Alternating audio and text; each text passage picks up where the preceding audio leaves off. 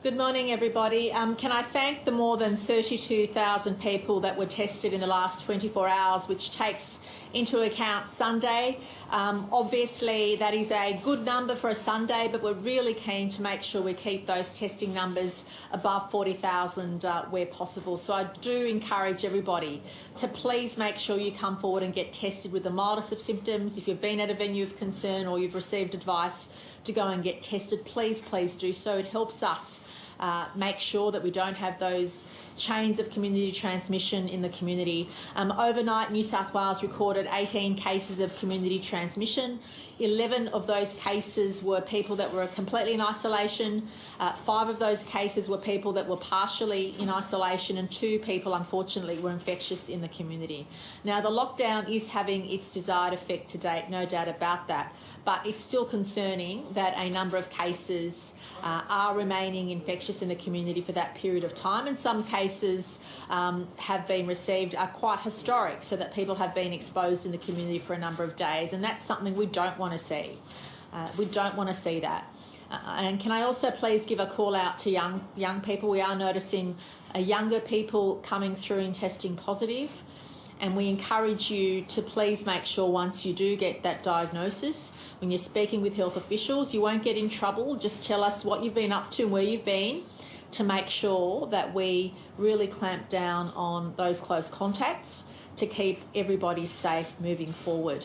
I will also update the community to say that we've been having various discussions with health experts and others in the last few days, and that will continue throughout today and into the early evening. And I hope to be able to communicate to the community tomorrow on what next week looks like. So I hope to be able to provide some information tomorrow, but every minute we have, every last bit of advice we have supports us in being able to make those important decisions. The New South Wales Government's priority is always about keeping the community safe first and foremost, but also having a keen eye on opening up the economy as well, and it's that balanced approach we'll take into our decision making. But I do want to say this, New South Wales wants this to be the last lockdown until we get the majority of our citizens vaccinated. And the difference now to what occurred in the last year or so, since we had the one and only other lockdown, is the Delta strain. This strain is very different to what we've experienced, and if you look at other jurisdictions around the world, we can see that you can't afford to let this get away from you. So whilst we have the best contact tracers in the world, and I believe that the right settings at the right time for our population, we have to be mindful that what we're experiencing with this strain is something new during the pandemic. It's not something we've seen before, and that's why it requires a different type of response. We only intend for this lockdown to be the only lockdown we go through, and that will factor into our decision making as to whether it finishes on Friday or whether we continue for a period longer. But I do, again, hope to update the community tomorrow. Obviously, what will be foremost in our decision-making as a government and with my colleagues is the health advice, and also, of course, what we need to do between now and when the majority of our citizens are vaccinated. I'll now ask Dr. Chant to provide her health update and then obviously take questions. Thank you. So New South Wales recorded 18 locally acquired cases of COVID-19 to the 24 hours to 8 p.m. last night. 16 of the locally acquired cases are linked to a known case or cluster, and of these, 9 are household contacts of previously confirmed cases. 11 were in isolation for their entire infectious period. However, there were 5 in for part of their infectious period being 1 day, and 2 in the community for greater than 1 day infectious in the community. The source of 2 cases remains under investigation. We had no new cases were acquired overseas in the 24 hours. We have had 32,136 tests performed, and we appreciate that people came out for testing. We need to see those numbers sustained and increase. I'd like to see over 40,000 tests every day this week to give us the best assessment that we are not missing chains of transmission. The areas that I'd like to really focus on at the moment is our Fairfield and Bosley Park communities. I'd like to see incredibly high testing rates in those communities as we try to identify any unrecognised chains of transmission. My message is also about getting vaccinated. For those that have had their first dose of AZ and it's coming up time for your second dose of the AstraZeneca vaccine, make sure you have an appointment. Against the Delta strain, 2 doses of both Pfizer or AstraZeneca are very effective at preventing hospitalisation and death. So I would urge the community to respond now. Do not delay in getting your second dose if it is coming up and due. In relation to venues of concern, the Bosley Park Club Marconi at 133 Prairie Vale Road on Friday the 25th of June from 2 p.m. to 8:30 p.m. and Saturday the 26th of June from 10 a.m. to 6 p.m. So the advice has been updated for this venue. Anyone who attended the venue at the times I've just described is a close contact, must immediately get tested and isolate for 14 days regardless of the result, unless they've already been contacted by New South Wales Health. It is also essential that if you are a close contact, please keep your household inside until we've confirmed that you're negative. We want to get ahead of any chains of transmission that might have been established. In terms of the severity of the COVID, it is important to note that we've had currently have 26 COVID patients that have been admitted to hospital. Of these patients, 6 are in ICU, 2 whom are ventilated. The ages of those in ICU is 1 in their early 50s, 1 in their early 60s, 3 in their 70s and 1 in their 80s. This is a salient reminder about the impact that COVID can have on you and your loved ones. So please, as you move about the community, assume everyone has COVID, follow the public health advice, and please minimise your exposures to others, particularly in indoor settings. In relation to Summit Care, there's been one further case in a worker at the Summit Care Balcombe Hills. The person tested positive, but as you know, we go back to assess whether there could have been any exposures to anyone else at the facility. Pleasingly, there were no further resident exposures from that diagnosis, but there were a small number of additional staff contacts identified, and action has been taken to identify those staff and put those staff members into isolation. In relation to the Meriton Suites Waterloo and a party or event I described yesterday, can I just genuinely thank those young people who attended that party, that have cooperated with our contact tracers, that have given us the information, that have got the message out to their family and friends. And associated with that gathering, there's been 7 people who attended the gathering tested positive and 5 household contacts of these people who tested positive. There was clearly a lot of testing around the Meriton Suites Waterloo, and I thank everyone for their patience as we work through that information of those testing results and some retesting that occurred. There will be a meeting around midday to consider all those results, and it's likely that additional updated advice will be given in relation to the Meriton Suites. But at the moment, I'm not aware that we've had any evidence of transmission beyond that party group, but that will be a matter for those results coming in as we speak, and updated advice will be provided once we've had the opportunity of reviewing all of those results. So my key messages are that we need those testing rates high, particularly in Fairfield and Bosley Park. We also need people to continue to come out and get vaccinations, particularly if you're due for your second dose. Don't delay. Having those 2 doses gives you and affords you a significant degree of protection from hospitalisation and death, so don't delay. Also, please continue to move about as if everyone you could come in contact with has COVID. That will actually help prevent any further chains of transmission. Also, we are putting up some historical venues. So what happens is, as we are working through and finding new chains, or people are recalling that they have been at different settings or the events, we are unearthing exposure venues that date back historically.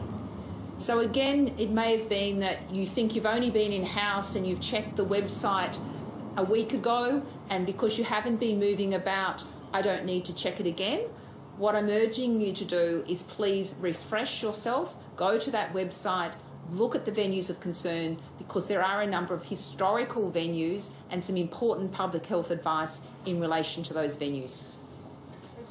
Sydney lockdown is extended beyond Friday. If we continue with the trend of no regional cases, no spread into the country, can they take off their masks? Can they have more than 5 to their home? Look, I don't want to predetermine any decisions we'll take in the next 24 hours, but to say obviously the health advice is based on the period of time we've been in lockdown, and I'm very pleased that regional New South Wales hasn't had any cases. We had a few close calls, but the communities have responded really well, and we'll base what next week looks like in the regions and in Greater Sydney on the health advice. So they're issues that we'll consider later today and early tomorrow morning, and I hope to be able to update the community tomorrow.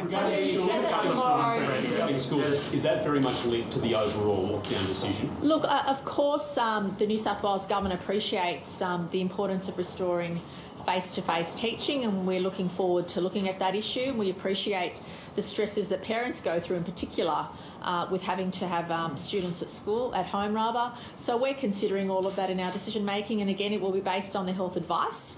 I don't want to preempt what that advice might be or what the New South Wales Government's response to that advice will be, but I understand more than anything what our community want is certainty. People want to know what life will look like beyond Friday midnight, and I'm keen to provide that certainty to people tomorrow, so that people can make arrangements if they need to moving forward. But what I can say is, based on the health advice, the New South Wales Government is very much not only thinking about when we come out of lockdown, but what coming out of lockdown looks like, and then in addition to that, what life looks like until the end of October when we have many more vaccines available. So they're all the considerations for us at this stage, and I'll be pleased to update the community tomorrow, because I know more than anyone how important it is for people to have time to plan, to think about what life looks like.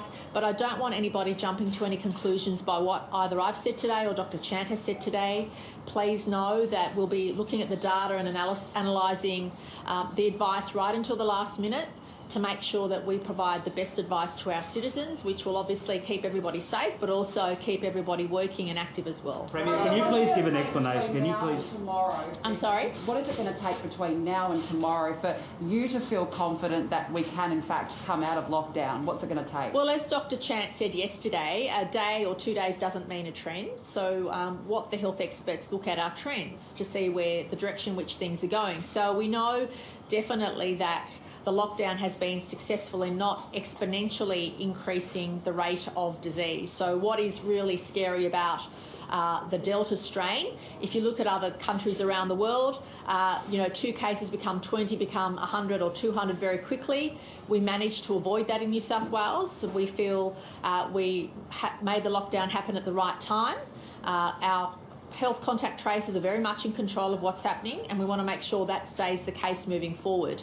So what we'll be looking at is obviously the health advice, and what the health experts look at are trends, where the direction is going and what the likely situation is going to be at Friday midnight, and what that means for our citizens beyond that time. Premier, regardless of when the lockdown does finish, you've spoken a couple of times about how the Delta strain is new and it's different. We're going to have to live differently with this strain of the virus before we're all vaccinated.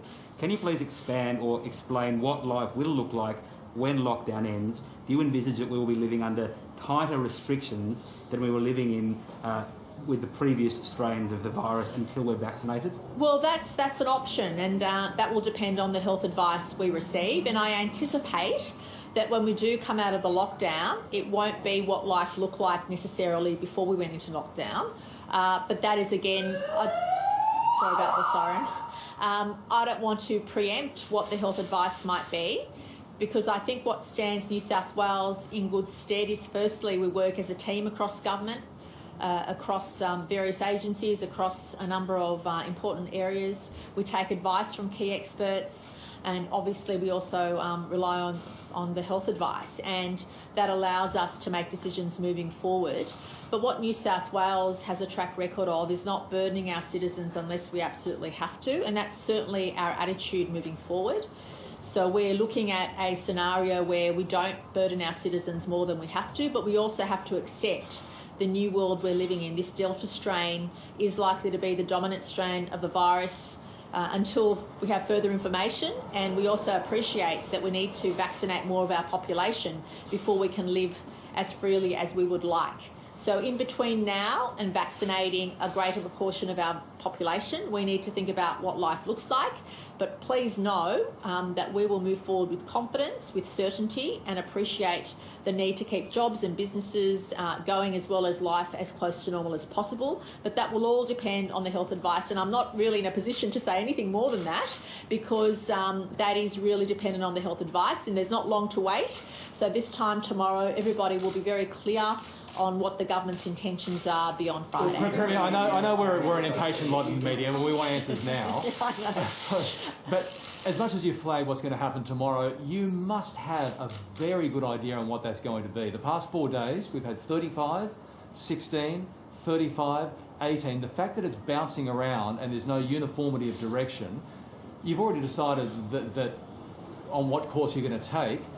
In terms of parents who need to provide childcare, working parents, etc., can you at least give an idea on the likelihood of schools returning, just the likelihood? Please know that I can't give you any more information than what I am, because I don't want to say anything until I'm certain about what the health advice will be and what decisions we're making. But I also make this point. I think I said over the weekend that we anticipated numbers to bounce around. So we're actually seeing exactly what we thought would occur. The one thing that we're seeing, which we hoped we saw less of, is people being exposed in the community whilst they're infectious.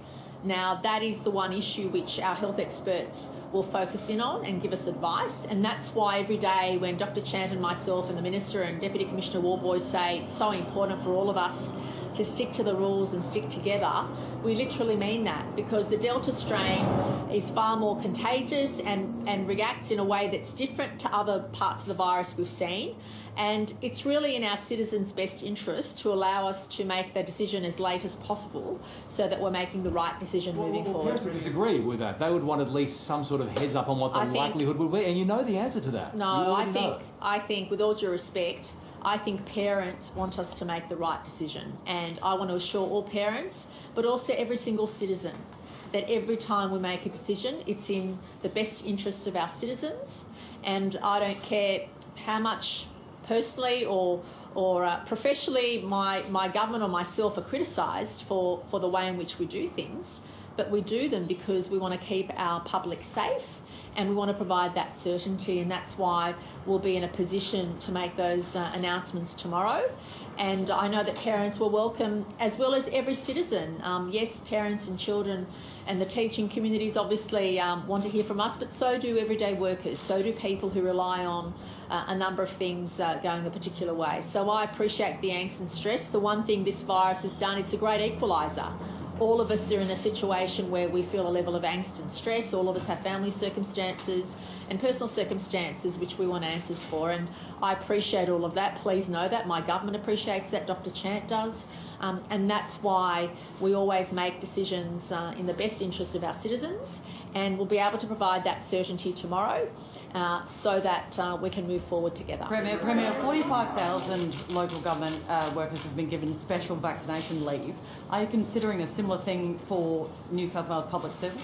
Well, as I said, I'm extremely pleased with the way in which employers have been encouraging their workers not only to get tested when they need to and stay home, but also to get vaccinated when their turn comes up. It's in all of our interest to do that, and I've personally not had any examples.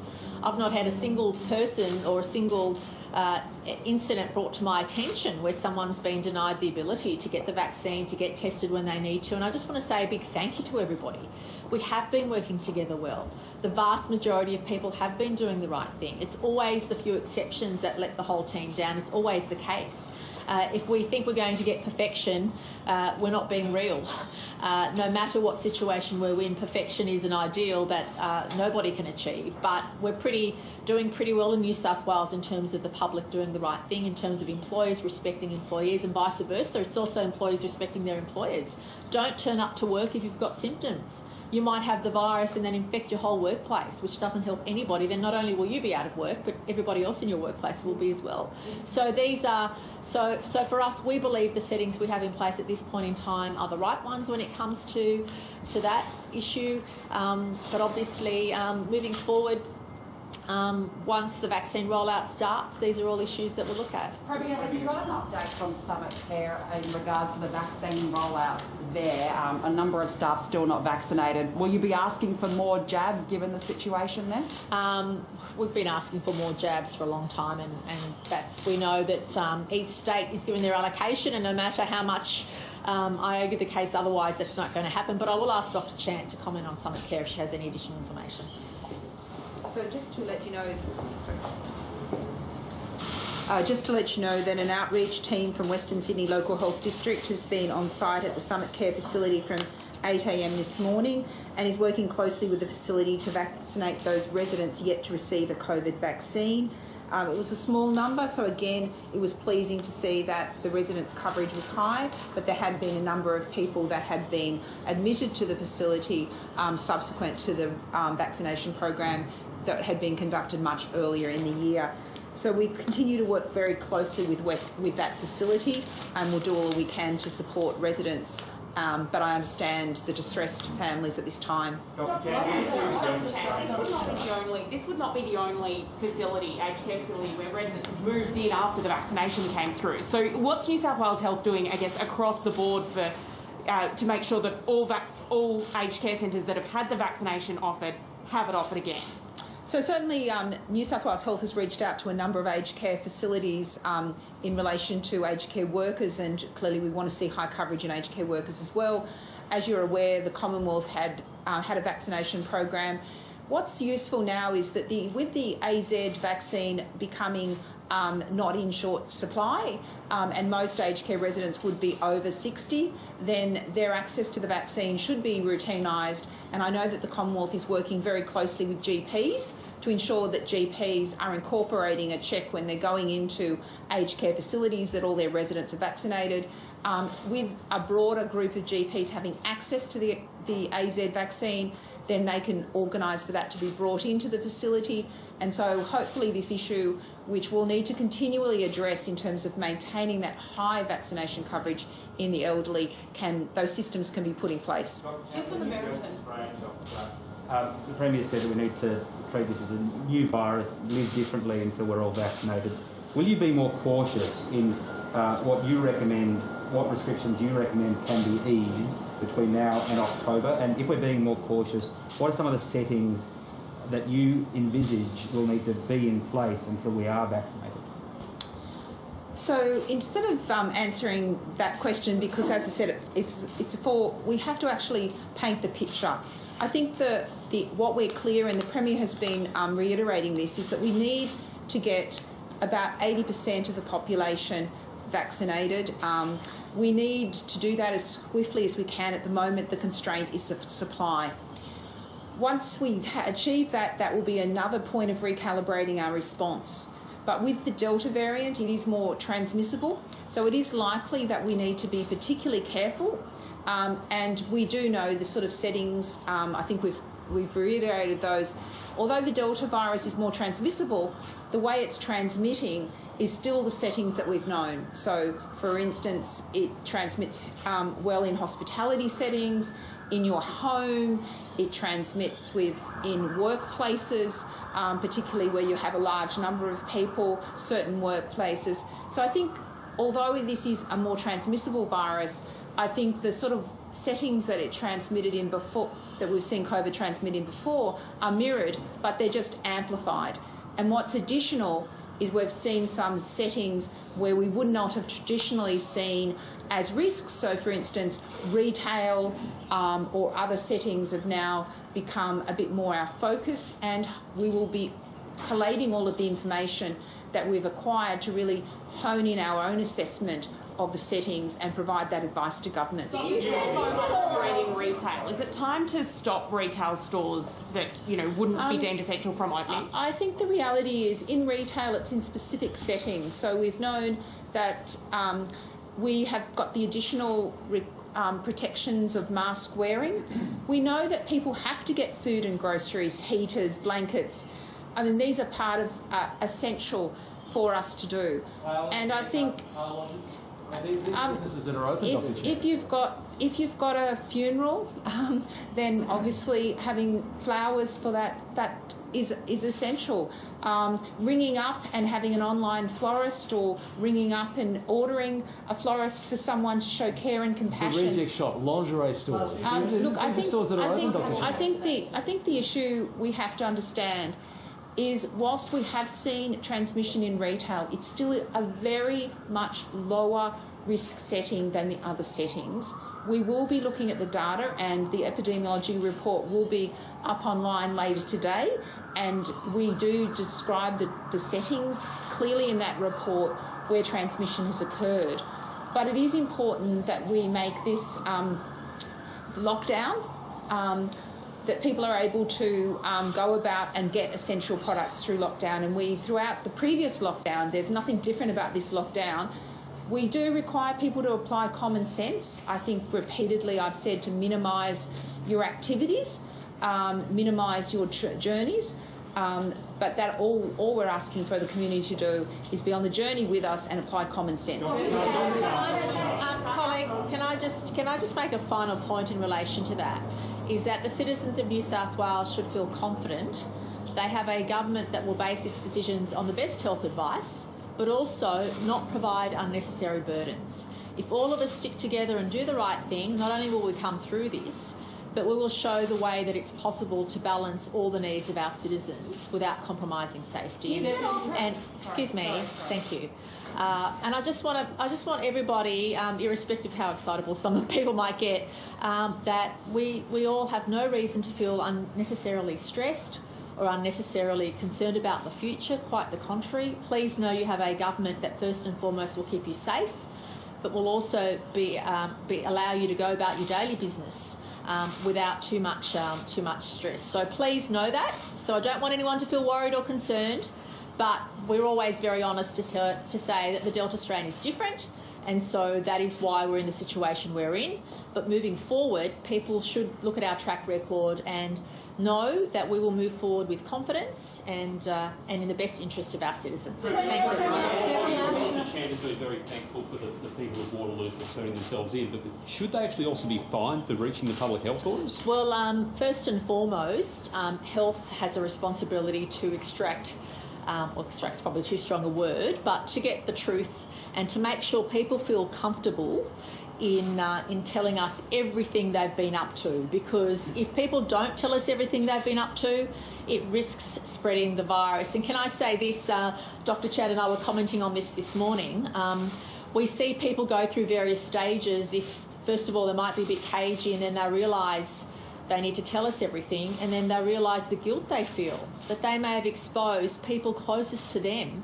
I said this yesterday, do not underestimate the personal emotion and stress you go through when you intentionally do something wrong and the impact it has. And let that be a deterrent. It is a horrible experience to go through, to know that your actions have caused others to be in enormous grief and stress, and worse. We've seen very younger people hospitalised. I mean, Dr. Chant didn't go through all the numbers, but there are younger and younger people needing to be hospitalised. It's very random. So just because you're young, don't think your friends or yourself are immune from having to be hospitalised. It is a random disease which affects people differently. Yes, we know which age groups are more vulnerable than others.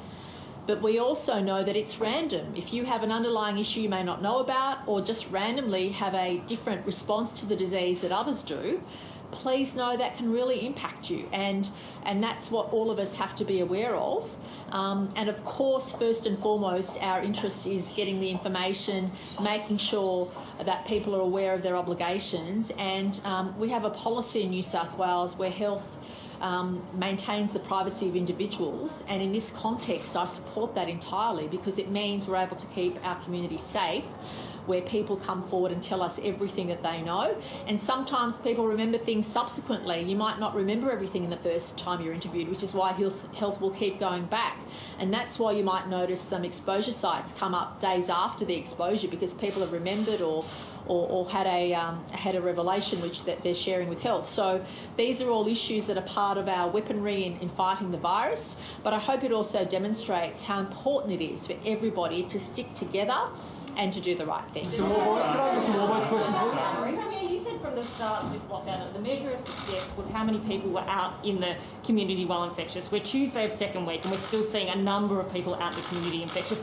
Does that show that we haven't really quite got a handle on this situation yet? No, what it shows is quite the opposite. It shows that our contact tracers are able to get us information within 24 hours of an exposure. I mean, as I say to people, I've had the privilege of living day to day with what the contact tracers go through, and I've never seen them on top of their game, on top of what they need to do, than I have in this strain. There's the speed with which they've been able to identify cases. It's literally been hours between interviews and exposure sites. I've never seen that rapid response like that. The only difference is this time round is the Delta strain is very different. So the cases increase exponentially. They don't just increase in raw numbers, but the rate of increase potentially can go through the roof, and we haven't seen that happen. So in essence, can I give an assurance to the community, I've never seen our contact tracers do as brilliantly as they have in the last couple of weeks. It has been a brilliant response, especially given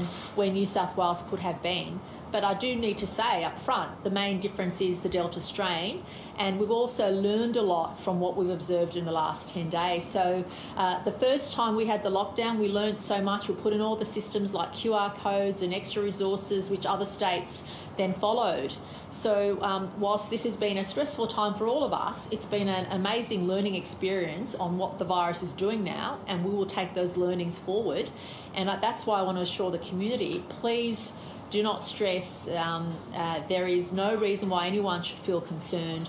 Quite the contrary. Please know that we have the privilege and luxury of having phenomenal health experts giving us the advice, but also in New South Wales, we will balance that advice with the needs of people to work, to live a normal life, until we get the vaccine. So I just wanted to reassure everybody, there's not long to go before we update the community on what next week looks like. But my most important message to everybody at home is please do not stress.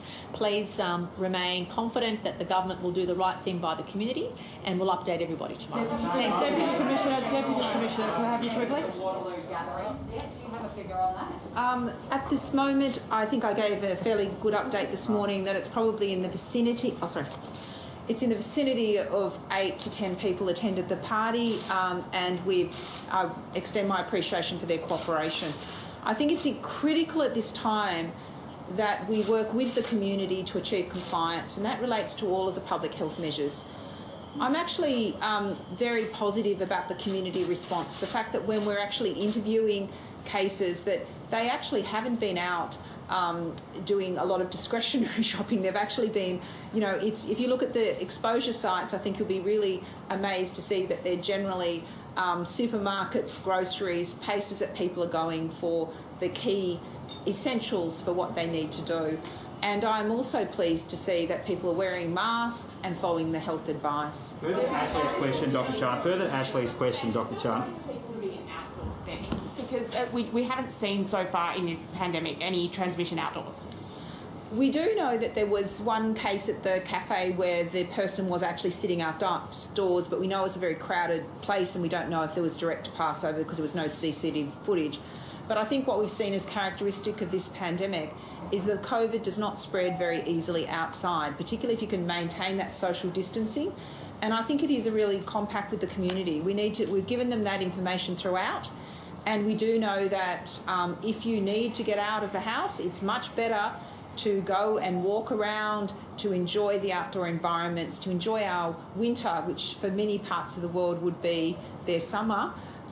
Enjoy that environment rather than being tempted to have visitors over to your home or do any other more risky activities. Gary. Great, thank you. Thank you very much. There are reports that there may have been other people at the Dragons party on the weekend. Are you looking into that? Potentially wives and girlfriends? Yeah. New South Wales Police, on the information that they have finished their investigation, but quite clearly if there's fresh information that is provided to us by any source, we'll make further inquiries into that. Quite clearly, police have shown that they will take swift action, and of course that would be the case. If we get fresh information, we'll re-investigate and we'll take whatever action is necessary. But have you taken swift action about Waterloo? Yeah. We've always said that public health is important and it will be the priority. New South Wales Police, in terms of the Waterloo incident, have spoken to health, and when the time is right, New South Wales Police will make their own inquiries, but we're very mindful of the contact tracing, and what is the primary concern for us is to make sure that information is taken from those people, the relative warnings go out, and of course at the right time police will make further inquiries. We saw a fairly volatile confrontation at Seven Hills yesterday where the people in that video were claiming to have a 12-year-old pepper sprayed. I'm told that it was actually a 20-year-old. Can you confirm that that is the case? Yeah, that incident happened at Seven Hills last Friday. It was in fact a person that was 20 years old, went to the front counter of a store without wearing a mask. Police were alerted to that.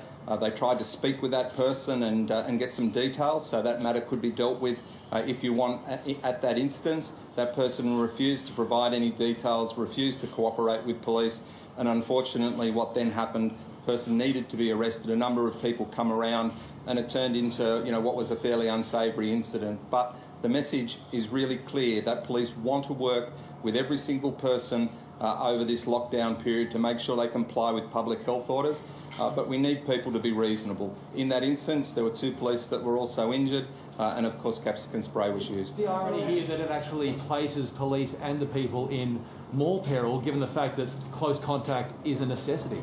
Yeah, absolutely. Police are well versed in terms of their personal protection, but these sorts of incidents again put police at risk. And we will, of course, enforce the public health orders, but look after police at the same time.